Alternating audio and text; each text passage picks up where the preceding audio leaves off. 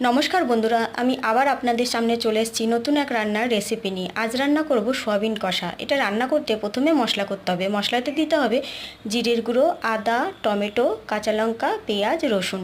তারপরে সয়াবিনটাকে খানিকক্ষণ জলে ভিজিয়ে রাখতে হবে। বেশ খানিকক্ষণ হয়ে গেলে পরে এইভাবে চেপে চেপে তুলে শুকনো করে নিয়ে নিতে হবে। তারপর আলু ডুমডুম করে কেটে নিতে হবে। নিয়ে সয়াবিনটাকে নুন হলুদ দিয়ে একটু লাল লাল করে ভেজে তুলে নিতে হবে।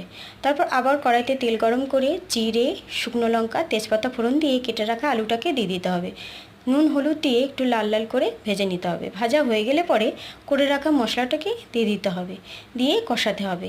একটু কষিয়ে নিয়ে তারপরে সয়াবিনগুলোকে দিয়ে দিতে হবে, দিয়ে আবার খানিকক্ষণ কষাতে হবে। যেই তেল ছেড়ে দেবে তার মানে কষানো হয়ে গেছে। এবার জল ঢেলে দিতে হবে। তারপরে নেড়ে চেড়ে ফুটতে দিতে হবে। জলটা শুকিয়ে গেলে পরে একটু সামান্য পরিমাণ গরম মশলা ছিটিয়ে দিতে হবে। ব্যাস কমপ্লিট হয়ে গেছে। এবার নামিয়ে গরম গরম পরিবেশন করুন।